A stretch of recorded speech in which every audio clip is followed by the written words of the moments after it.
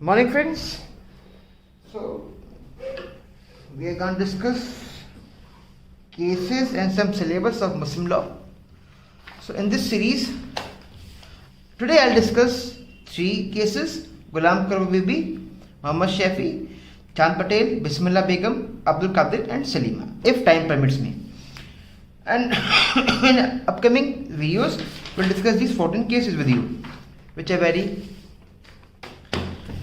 important for your syllabus. Now, before all these three cases, I am going to discuss with you some backgrounds of these cases. Okay, then you will understand. Now, as far we know that Muslim marriage is a contract. Means contract has some essentials. Now, first essential is offer, acceptance, consent, consideration. Okay, so likewise, Muslim law and Muslim marriage is a contract. It means it must have some essentials, right? So first essential is competency. Means, first, both the parties, boy and girl, must have attained age of puberty. They must be above 15 years of age. And puberty means, I'll discuss thoroughly, side by side. Puberty means the age under which both can have sexual intercourse. Okay, now, second, both must be Muslim. Means boy and girl must be Muslim. If girl is not Muslim, she has to be converted to Muslim and then married to boy. Then only Muslim marriage would be valid. Third is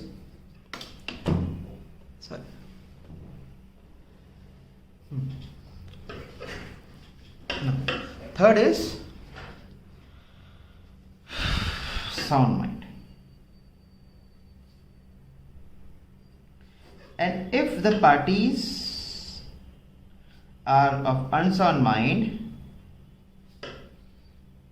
then their guardians, I'm not saying parents, I'm saying guardian, because if after the parents, the person who will take care of them would be the guardian. Okay, now is first condition. Second is they must be free consent. Okay, free consent means a girl should give her consent for the marriage freely, without any fraud,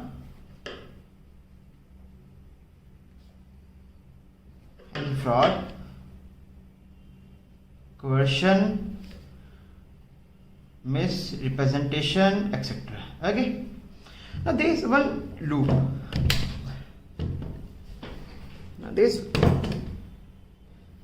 We have a loop in this. The loop is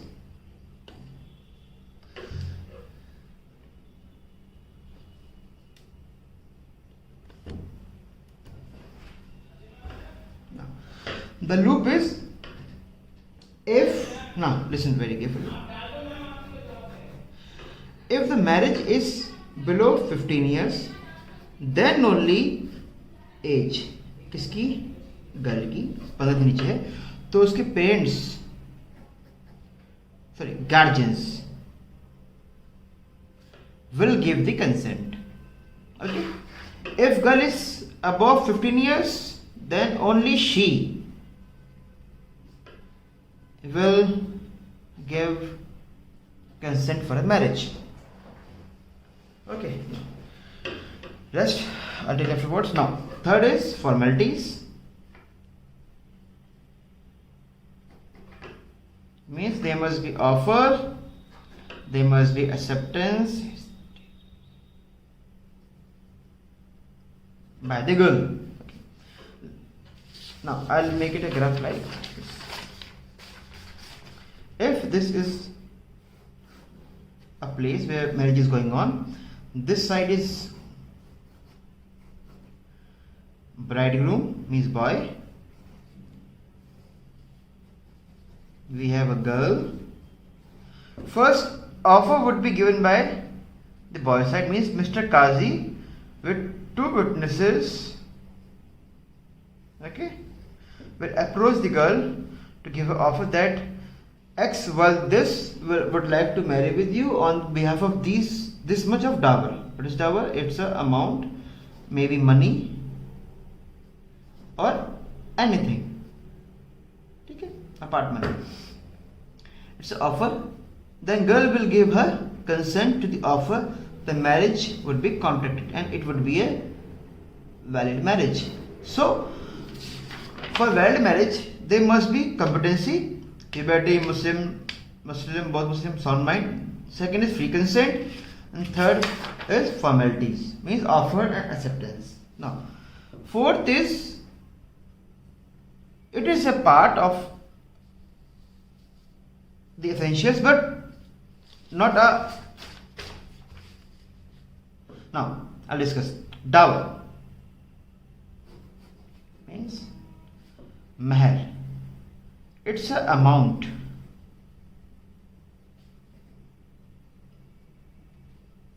given by husband to wife now before marriage, at the time of marriage, or after marriage. Means it can be decided as per the party's consent. But if in this marriage it's not decided, it's okay. शादी would be well, मतलब ये इतनी जरूरी नहीं है, पर इतना नहीं कि इसके बाद शादी नहीं होगी, ऐसा नहीं हो सकता. इसकी शादी हो सकती है, बाद में वो डिसाइड कर सकते हैं, ठीक है, बाद में करेंगे हम. अब मैं आपसे कह रहा हूँ वैलिड मैरिज. तो वॉइड मैरिज क्या होगी? देखिए मुस्लिम लॉ में 2 सेक्ट बड़े प्रिवेल करते हैं, सुन्नी और शिया, ठीक है.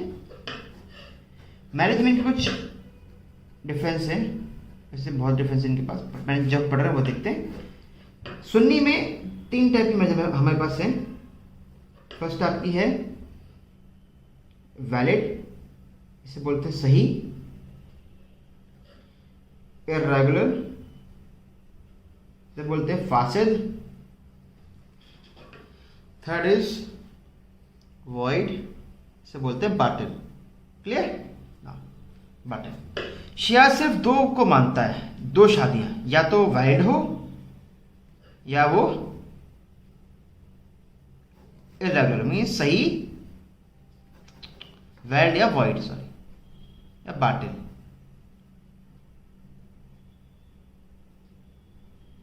ठीक, वॉइड हो या बाटिल, इसके अलावा कुछ नहीं मानता. अब ये वैलिड, इर्रेगुलर, वॉइड, वैलिड, ये तो हो तो गए नहीं, इसके 3 हो गए, इसके 2 हो गए. अब ये डिटरमाइन कैसे करते हैं वो आपको समझा रहा हूं मैं, उसके बाद विल डिस्कस द केसेस. ना देखिए, आइए इसमें देखते हैं. हमने बात करी है अभी सुन्नी की 3 टाइप की marriages, valid, void, voidable, void, सही, फासिद, बाटिल, और शिया की वैलिड और वॉइड मैरिज. 2 तरह की प्रोहिबिशन है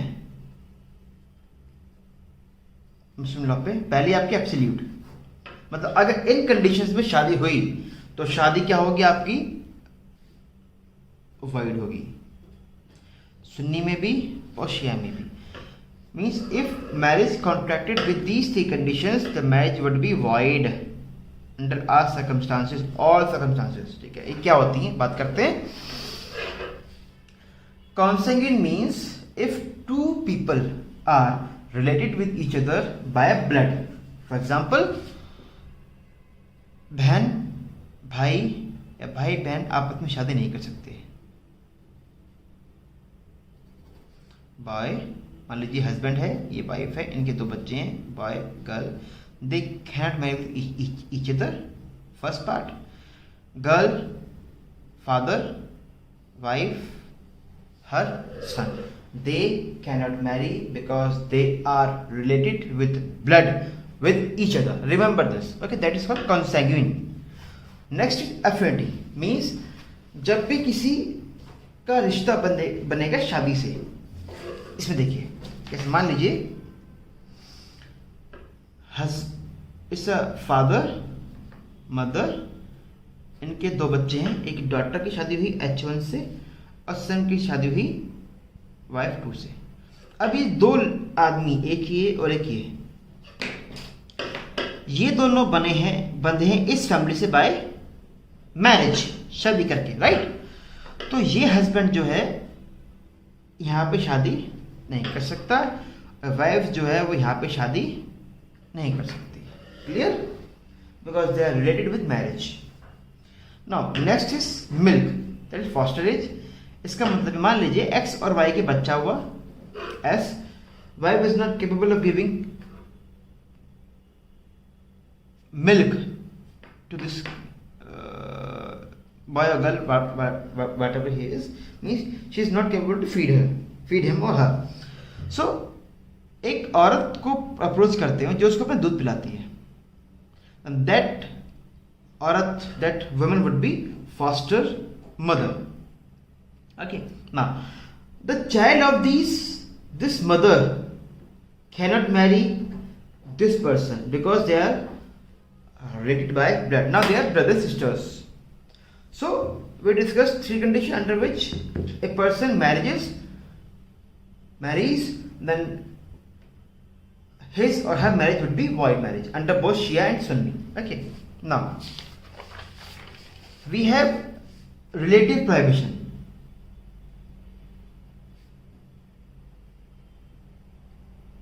Means under these conditions, if a boy or girl marries, then it depends on which sex they link. If for example, now what are these? Let me discuss first before this. Relative prohibition means unlawful conjunction, means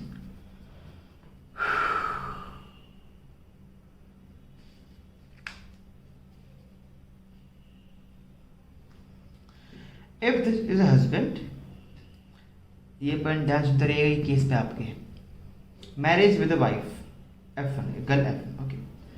अब उसने दूसरी औरत शादी करी, he marries with second women, but these women are related with each other by consanguinity और affinity और fosterage. अगर एक बंदा 2 औरतें शादी करता है और दोनों औरतें आपस में संबंध रखती हैं बिकॉज ऑफ कंसेक्यूटिव ब्लड, मतलब ये इसकी छोटी बहन है, एफिनिटी शादी या फॉस्टरेज से, तो इस कंडीशन में वो शादी दूसरी वाली मानी नहीं जाएगी। अब बात सुनते रहिए मेरी। सुन्नी ये कहता है आपने शादी करी है, पहली वाले को तलाक दे दो, दिस शादी वुड बी वैलिड। और शिया कहता है ये शादी हमेशा वॉइड ही रहेगी। देखिए, valid means correct by Muslim law, voidable means it takes some hindrance, okay। अगर हिंड्रेंस हट जाए तो शादी क्या हो जाएगी, वैलिड। अगर ये आदमी इसको तलाक दे दे तो ये शादी क्या हो जाएगी, वैलिड। इसे बोलते हैं वॉइडेबल। और वॉइड मतलब जीरो इन एग्जिस्टेंस। क्लियर बात होगी, ठीक है ना। पहले क्या हुआ, अनलॉफुल कंजंक्शन। सेकंड क्या हुआ, polyandry, polygamy sorry, means having fifth wife. A Muslim husband has 1, 2, 3, 4. For marriages at time it's perfectly valid. But if he contract fifth marriage, then that marriage would be voidable under Sunni law and void under Shia law। ठीक है, बात समझ आ गई? तो अगर सुन्नी का आदमी है वो तो इनमें से किसी को भी तलाक कर दे और शादी क्या बन जाएगी? वैलिड। और शिया है तो शादी हमेशा ये वॉइड ही रहेगी, इससे कोई चेंज नहीं कर सकता। ठीक है ना? Next point, witnesses. देखिए, शिया, सुन्नी, ठीक, ऐसे याद रखेंगे हम। मैरिज एंड डिवोर्स, ठीक है। सुन्नी में 2 शादी के विटनेस चाहिए, कंपलसरी है, 2 विटनेसेस, ठीक है। और शिया में 0। अब इसे याद कैसे करना है? सुन्नी में ज़्यादा शब्द है, 1 2 3 4 5 6, तो यहाँ पे विटनेस ज़्यादा लगेंगे, तो 2 विटनेस आ गए हमारे, ये मैंने याद किया था इससे। अब जस्ट रेसिप्रोकेट देम, मतलब सुन्नी में मैरिज में 2 विटनेस और डाइवोर्स में 0, शिया में शादी में 2 विटनेस, शादी में 0 विटनेस, पर तलाक में, क्लियर? तो अगर ये सब कुछ नहीं होता है तो उनकी शादी मानी नहीं जाएगी, it would be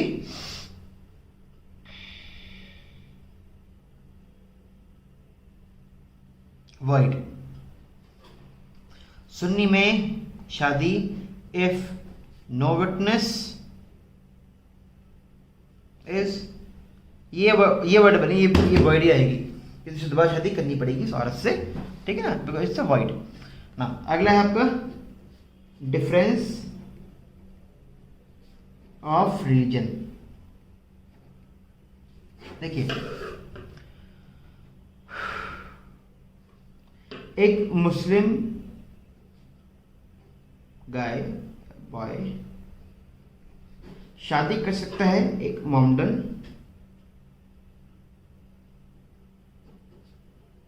Muslim girl से, या किताबिया।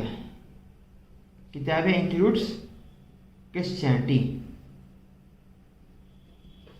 बट और जुडाइज्म वाले से, ठीक है। But can not marry with a girl belongs to Sikh. यहां पे तो किताब है ना, गुरु ग्रंथ साहिब है ना। तो a Muslim boy can marry to Muslim girl, और किताबिया में ओनली क्रिश्चियनिटी और Judaism, but can not marry with a Sikh girl. Okay, now if this Muslim boy marries with a girl belongs to Sikh family, then the marriage under Sunni law is irregular, under Shia law is void। Clear होगी बात मेरी? मतलब सुन्नी में क्या है, इसको convert करते मुस्लिम में तो शादी वुड बी वैलिड, शिया में void है, ठीक है।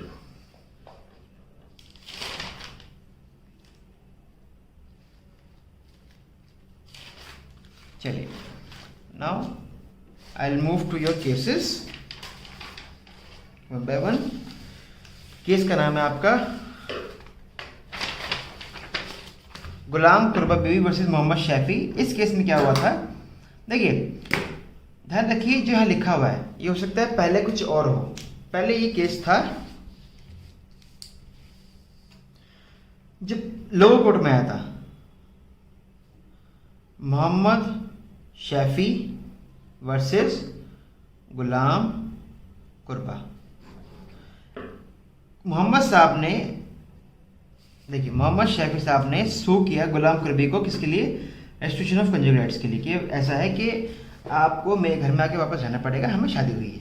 वाइफ ने बोला कि भाई शादी कभी हुई ही नहीं है, मैरिज वाज नेवर हैपेंड। दोनों पार्टी एग्री थी कि भाई जो लड़की है वो शादी की एज की थी, ठीक। अब विटनेस हुए, मुल्ला जी आए, मुल्ला जी ने बोला कि उन्होंने निकाह पढ़ा किसके सामने, ग्रैंडफादर के सामने, but denied no witness was sent to wife for her consent. पर ये बोला उसने कि कोई भी विटनेस नहीं भेजा गया था वाइफ की कंसेंट लेने के लिए। ठीक ना। मोहम्मद शफी साहब ने विटनेस प्रोड्यूस करे दोनों, पर दोनों को पता नहीं था कि बोलना क्या है कोर्ट में। अगर आप विटनेस कभी शादी होते हैं तो they know what they need to say to prove the sue, पर कुछ पता ही नहीं था बोलना क्या था उन्हें। और उसमें से एक विटनेस था नेबर। फिर भी ट्रायल कोर्ट ने शादी को अपहेल्ड कर दिया मुल्ला के कहने पे, जी मुल्ला थे बहुत है, गर्ल एज की शादी की थी, कोई दिक्कत नहीं। अब अपील में गई गुलाम कुरबा बीबी जी, वहां भी डिस्ट्रिक्ट जज साहब ने रेस्टिट्यूशन का जो गाइड्स को मतलब उन्होंने फेवर किया मोहम्मद शफी का। अब जो गुलाम कुरबा बीबी हैं वो अपील में आई हैं हाई कोर्ट में, कहाँ पे, पेशावर हाई कोर्ट में। तो अब देखिए नाम क्या है, गुलाम कुरबा बीबी वर्सेस मोहम्मद शफी। ठीक है। अब इस केस में 3 इश्यू उठे थे। पहला था हमारा essential formalities of a valid Muslim marriage, पे क्या क्या होनी चाहिए असेंशियल फॉर्मेलिटीज। दूसरा था हमारा whether Muslim girl of 17 years can be given by a grandfather in marriage. बाद में पता ये लगा कि लड़की वो 17 साल की थी, पर उन्होंने क्या सोचा कि भाई 18 से नीचे गर्ल होगी तो ग्रैंडफादर कंसेंट दे सकता है। कोर्ट के दिमाग में ये था, तो इसलिए उन्होंने उसके मोहम्मद शफी केस को डिक्री किया था, माना था, है ना।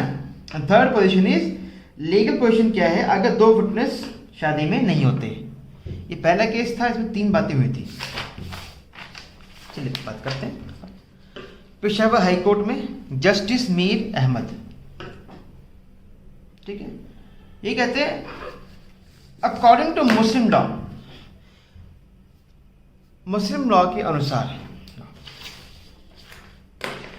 It is essential that marriage should be happened contracted in front of 2 witnesses and those 2 witnesses should be adult and they must sign, and the witness should be or marriage should be happen in a same meeting, at one meeting at same time.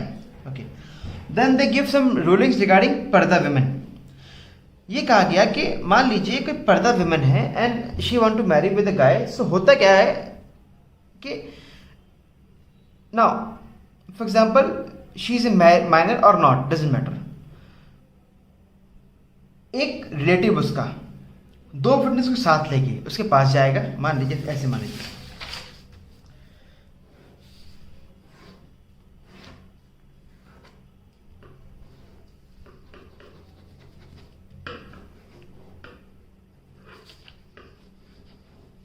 हम बात करें, ध्यान रखिए हम बात कर रहे हैं 15 साल से ऊपर की लड़की के बारे में, ठीक है, गर्ल। अब 15 से नीचे है तो ग्रैंडफादर और गार्जियन कैन गिव कंसेंट, ठीक है। अब क्या होता है देखिए, अब गर्ल है 15 के ऊपर की, पर तो होता क्या है कि एक इसका रिलेटिव प्लस 2 विटनेस अप्रोच करेंगे, पूछेगा वेदर यू गिव मी और whether you authorize me to give consent on your behalf. Repeating myself, this person will ask this girl that whether you give me authority to give consent on your behalf in front of these 2 witnesses. Okay, when girl say yes, means now he can say yes or no. Now these 3 people will come on this part of the wheel in this area. Okay.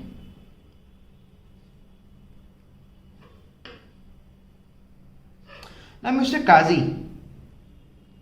will give offer to this person. See whether you would like to accept the offer of this man on this much of dawah. Now up he has authority to give consent on her behalf, he will say yes. Okay. Now if the Qazi has some discrepancy regarding the consent, he can ask with these 2 witnesses. Now you understand what I mean by this 2 witness means. These 2 witnesses will authorize that the girl give him the consent to give consent on her behalf for the marriage. Now after taking her marriage, the mullaji will ask the boy and shadi will be contracted. This much was said by Mr. Justice Mir Ahmed. See, customary to send a relative of her with two witnesses to get the authority in clear words yes to give consent on her behalf on the proposed dower in front of Qazi. When she says yes, means now the relative is authorized to consent to marriage.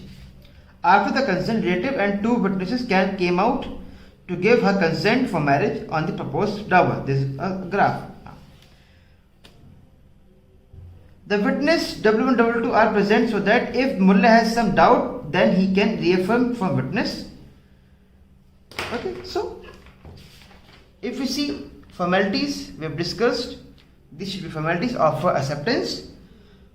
Whether a Muslim girl of 17 years of age, we will discuss afterwards. Now, what is the legal position of witnesses? Yes, there must be two witnesses. Now, third part is regarding the age. The parties were in confusion that below 18 years they can give girl into the marriage with her without her consent. But according to Muslim person laws, a girl who is below age of puberty, that in 15 years, can only be given in marriage without her consent, but not after 15 years. Means देखिए मैंने बनाया ये, अगर girl है 15 के नीचे है तो consent given by father, grandfather और गार्जियन, तो शादी क्या होगी? वैलिड। अगर 15 से अबव है तो कोई भी कंसेंट नहीं दे सकता, चाहे वो फादर हो, ग्रैंडफादर हो या गार्जियन हो, और देते हैं तो शादी क्या होगी? वॉइड। और अगर 15 से ऊपर है तो कंसेंट कौन देगा? सिर्फ वही देगी, और अगर कोई और कंसेंट देता है उसके बिहाफ पे तो शादी मानी नहीं जाएगी। इसका एक मुद्दा और है, मान लीजिए गर्ल की शादी हुई है 12 साल की एज में, ठीक है, अब उसने 15 साल अटेंड कर लिया, now she has age of majority, now she can repudiate the marriage till 18 years. मतलब अगर 15 साल पहले से शादी हुई लड़की की और उसने चाहती है शादी तोड़ना, तो कब तोड़ सकती है? 15 और 18 के बीच में, उसके पहले शादी वो नहीं तोड़ पाएगी। So now we have discuss 3 issues. First, formalities in previous part. Second, they should be witness. Third, regarding the age. So in the last court held that plaintiff means Mr. Muhammad Shafi, the first plaintiff, cannot have restitution of conjugal rights because there is no marriage at all. Now we move to the second case, that is Chand Patel versus Bismillah Begum. इसमें क्या हुआ कि जो बिस्मिल्लाह बेगम है उन्होंने अपने शौहर पे मुकदमा किया 125 CRPC में मेंटेनेंस का। उसने बोला कि मेरी इनसे शादी 8 साल पहले हुई थी, शादी कंज्यूमेट हो चुकी है और 2 साल बाद उनकी बच्ची पैदा हुई। शी कंटेंट, उनकी तरफ से क्या बात थी कि हस्बैंड की जो पहली वाइफ है वो उसकी सिस्टर लगती है। Means husband have 2 wifes, W1 and W2, this are plaintiff.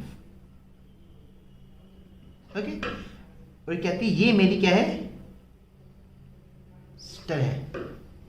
लेकिन उन्होंने शादी की थी सिस्टर की मर्जी से। उन्होंने ऐसा क्यों बोला कि हस्बैंड ने ये बोला कि अच्छा, अब सुनिए, वो कहती है कि हम 3 साल तक साथ रहे एक दूसरे के, पर बाद में पति ने उसको निगलेक्ट करना शुरू कर दिया। हस्बैंड क्या बोलता है? हस्बैंड ने ये बोला, देखिए सर, मुस्लिम लॉ के मुताबिक ये एक अनलॉफुल कंजंक्शन है, जब शादी मानी जाएगी तो कैसा मेंटेनेंस मैं उसको दूं। ठीक, उसने डिनाई की शादी को सेकंड वाइफ से और कहा भी मेरे से मेरे कोई रिलेशन नहीं हुए हैं, और क्योंकि ये अनलॉफुल कंजंक्शन है तो कोई राइट नहीं बनता वाइफ का और ना डॉटर का, ठीक है। लोअर कोर्ट में केस क्या था, बिस्मिल्लाह बेगम वर्सेस चांद पटेल का। लोअर कोर्ट ने बिस्मिल्लाह बेगम को फेवर किया और 1000 रुपये पर मंथ का भी दो। अब मिस्टर चांद पटेल जो है वो हाई कोर्ट पहुंचे, जहां उनकी अपील को रिजेक्ट कर दिया। अब दोबारा आए हैं वो सुप्रीम कोर्ट में, जहां सुप्रीम कोर्ट में की सुनवाई हुई।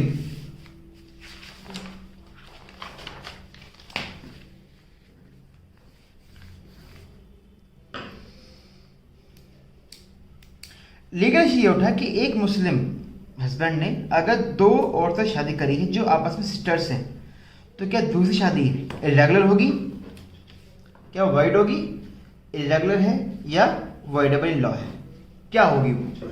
जस्टिस एल्टमस कबीर ने एक बात बोली, देखिए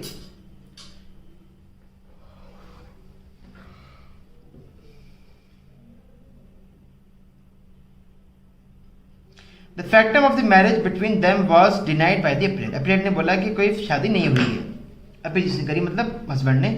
the court below negated, court ने मना कर दिया साफ साफ हस्बैंड केस को, proceeded on the base that marriage had been performed between, और ये माना कि शादी भाई हुई है। क्यों, अगर शादी को वॉइड कर दिया उन्होंने, then respondent will not have entitle to maintenance. अगर मान लीजिए शादी वॉइड कर देते हैं तो वाइफ को कुछ भी नहीं मिलेगा मेंटेनेंस तौर पे। लेकिन अगर हम मैरिज को सिर्फ करते इरेगुलर, वॉइड नहीं कर रहे, देन मैरिज फिर भी रहेगी हर बात पे, ठीक है, जब तक उसे कोर्ट वॉइड नहीं करते। और जब तक डिफिनेशन होगा she is entitled to maintenance under section 125 CRPC, ठीक है। अवॉइड वॉइडेबल मैरिज को जज साहब ने सेक्शन 12-11 हिंदू मैरिज से मिलाया। जैसे हिंदू मैरिज एक्ट में 11 में क्या लिखा हुआ है कि अगर कोई शादी सेक्शन 5 के क्लॉज 1, 3 और 4 में 1, 4 और 5 जाती है तो शादी होगी वॉइड। इस तरह से उसमें कुछ नहीं मिलेगा। और 12 में बात होती है वॉइडेबल की, है ना, मतलब शादी है पर कुछ टाइम के लिए वो या किसी कारण से वो वॉइड हो सकती है। इसमें खास बात क्या है, खास बात है पैरा 263 ऑफ प्रिंसिपल्स ऑफ मुल्ला, उसने डिफाइन किया है अल्लाह को कंजंक्शन। कोर्ट इस पे है, कोर्ट ने क्या बोला, a man may not have at the same time 2 wifes who are so related to each other by consecutive. एक आदमी 2 औरत से शादी नहीं कर सकता जो आपस में कंसेक्यूटिव वजह से साथ में है, या एफिडेविट के साथ में है, या फौज के साथ में। अभी मैं लास्ट आपको बताता नहीं वाला बात कहेंगे, ये था ना कि अगर 2 औरतें आपस में इन 3 वजह से रिलेशन में हैं तो शादी क्या होगी, avoidable.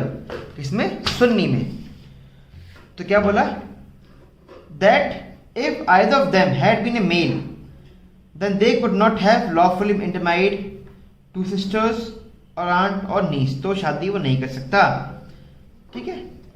The bar of the natural conjunction renders marriage irregular, क्या करती है उसे, इरेगुलर नॉट वाइड। नाउ अब इसमें कुछ डिस्क्रिपेंसीज हैं।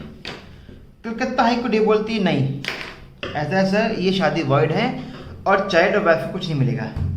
लेकिन बॉम्बे हाई कोर्ट ने कहा ताजवी देसाई वर्सेस मौलवी देसाई केस में कि एक शादी जिसमें पहली वाइफ दूसरी वाइफ आपस में बहन है वो वर्ड नहीं होगी, they will only be irregular. क्यों,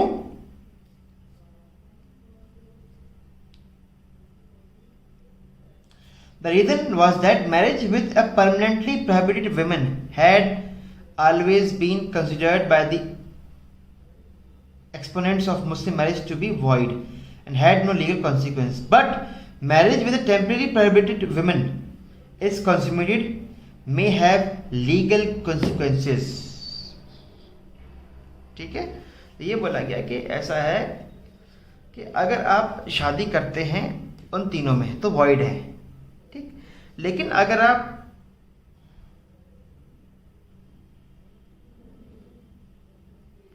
तो लीगल कॉन्सिक्वेंस नहीं बनेंगे। लेकिन आप शादी करते हैं किसी टेम्परेरी प्रोहिबिटेड वुमेन से, रास्ते हैं ना, देखिए पहली वाइफ है दूसरी वाइफ है, शादीशुदा दोनों शादी कर ली एक बंदे से। अगर पहला बंदा पहली वाइफ को तलाक कर दे हस्बैंड, तो सेकंड की मैरिज क्या हो जाएगी, वैलिड है ना। तो सेकंड मैरिज को बोला है जज साहब बिकम लॉफुल कब होगी, अगर डेथ हो जाए फर्स्ट वाइफ की या हस्बैंड उसको डाइवोर्स कर दे। Second marriage is clearly valid. Court ने अपहेल्ड किया बॉम्बे हाई कोर्ट के डिसीजन तेजाबी देश वाले केस को, और ये बताया the bar of unlawful conjunction rendered a Muslim marriage irregular and void.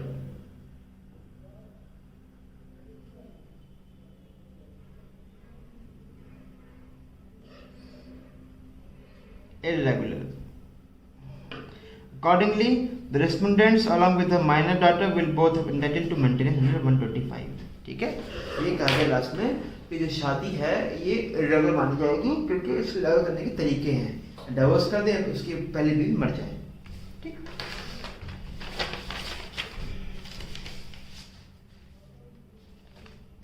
Next Abdul Qadir versus Salima.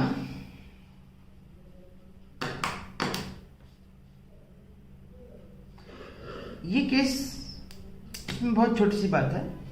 ये केस बात करता है रेस्ट्रिक्शन ऑफ कंजुगल राइट्स के बारे में। इस केस में क्या हुआ, हस्बैंड वाइफ की शादी हुई, ठीक है, शादी हुई भी, पर शादी हुई नहीं, इसको हम ना डावर में पढ़ाएंगे आपको इस केस को। केस में डावर में कुछ ज़्यादा बातें की गई है ना। चलिए